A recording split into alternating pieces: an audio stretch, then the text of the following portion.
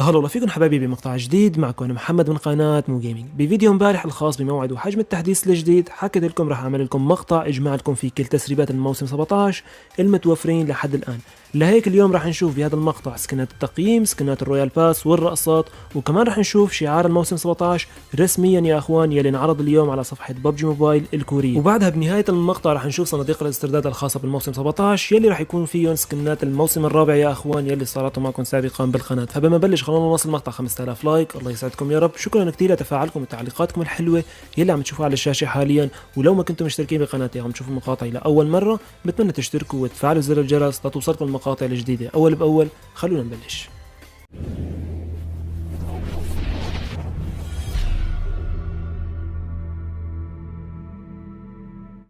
تمام يا اخواتي، رح نبلش بدايه بسكنات التقييم يلي عرضت لكم اياهم تقريبا من اكثر من شهر. اليوم عم نرجع نشوفهم بهذا المقطع ورح نبلش بالبدله. البدله بتكون بمستوى الجولد، المستوى الذهبي، بنحصل عليها لما نلعب 5 مباريات بهذا المستوى. البدله بصراحه حلوه وعندها قناع خاص فيها مثل ما شايفين قدامكم على اليمين عم يظهر القناع، وبنحصل على القناع يا اخوان بمستوى البلاتينيوم كمان لما نلعب 5 مباريات بهذا المستوى.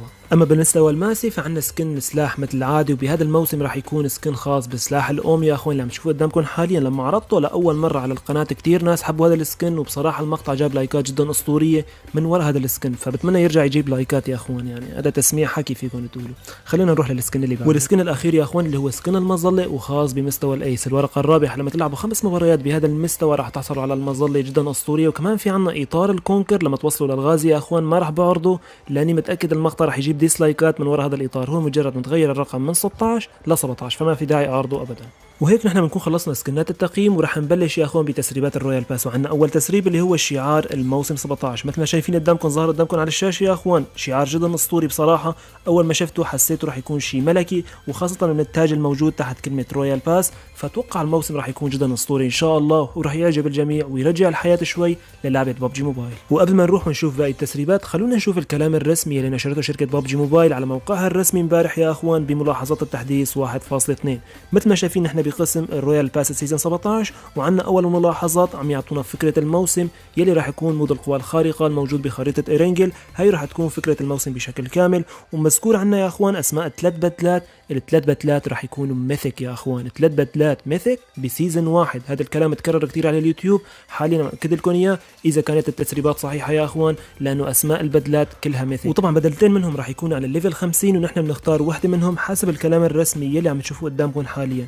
كمان موجود بالملاحظات يا اخوان انه المهمات سهلوها بهذا الموسم وراح يزيدوا النقاط المكتسبه. وكمان حسب كلامهم انهم سهلوا الاختيار بين بطاقات الجي والشدات. انتم بتعرفوا بالموسم الحالي بالمواسم السابقه كل ما بدنا نختار بيناتهم يا اخوان كل مره بيطلعوا لنا فيهم لازم نختار وحده فيهم. فحسب الكلام انه الموسم الجديد راح نختار بس مره واحده، وهيك راح يستمر هذا الكلام لنهايه الموسم. طبعا نحن فينا نغير لو حبينا. وكمان في شغله اضافيه ذاكرينها حبيتها كثير بصراحه اللي هي الشدات اللي بنستردها بالموسم. هن 600 شده طبعا. اتوقع اخر حزمه بتكون بالليفل 97. فالشركه عم تحكي انه هدول الليفلات نزلوهم يا اخوان، الحزم الخاصه بالشدات نزلوهم لليفلات اقل، يمكن ينزلون لل 90 يمكن ينزلون لل 80. بصراحه ما بعرف هذا الكلام غير لما ينزل للنسخه العالميه. وهلا يا اخواتي رح نبلش ونشوف السكنات الخاصه بالموسم 17. وعندنا اكثر صوره واضحه للسكنات هي المتوفره بنسخه البيت اللي عم تشوفوها قدامكم حاليا. عندنا البدله بالنص يا اخوان هي بدله الليفل 100، على الطرفين بدله الليفل 50 رح نختار واحده منهم. على الطرف اليمين يا اخوان ميثيك، على الطرف الشمال ميثيك. فيكم تقارنوا الاسماء يلي شفتوهم بالملاحظات قبل شوي هن نفس الاسماء والخلفيات باللون الاحمر. عندنا شغلات اضافيه موجوده بهذه الصوره اللي هي يا اخوان سكن المنجل على طرف اليمين، المنجل عفوا، وعندنا كمان سكن الاوزي بطرف الشخصيه الموجوده على الطرف الشمال. وهدول السكنين كمان راح يكونوا من ضمن الرويال باس سيزون 17 يا اخوان لانه اسمائهم ظهروا بالتسريبات. طبعا الطاوه يا اخوان هي بتكون تسريبات يعني، بس لانه ما ظهر الصوره بشكل اوضح فانا ضفت لكم الصور يلي شايفينها قدامكم لحتى تكون التسريبات اكيد 100%. كمان سكن المنجل مذكور بالتسريبات يا اخوان ومحطوط عليه اشاره سيزون 17 ومكتوب فوق السيكل اتوقع اسمه بالانجليزي طبعا. وعندنا هون كمان سلاح الام 16 ظهر اسمه بالتسريبات يا اخواتي، وكمان الصوره الخاصه فيه ظهرت فجمعت لكم اياهم بصوره واحده لتشوفونه بشكل اوضح. وعلى الاغلب هذا السكن راح يكون على الليفل 90 مثل العاده. اما بالنسبه لرقصات الموسم 17 يا اخواتي فرح نشوفهم بدايه على شكل صور لنتاكد من اسمائهم ونحفظهم، وكمان موجود عليهم شعار الموسم 17 وبعدين نقارنهم بالفيديو اللي راح نشوفه بعد ما نشوف الصور. هون عندنا بدله الميثيك يا اخوان، احفظوا اسمها هو نفس الاسم الخاص بالبدله ليفل 100. وكمان عندنا هون الرقصه الثالثه يلي راح تكون موجوده بالرويال باس يا اخوان ان شاء الله 100%. فحاليا بترككم مع الفيديو بعد ما حفظتوا الاسماء الموجودين هون.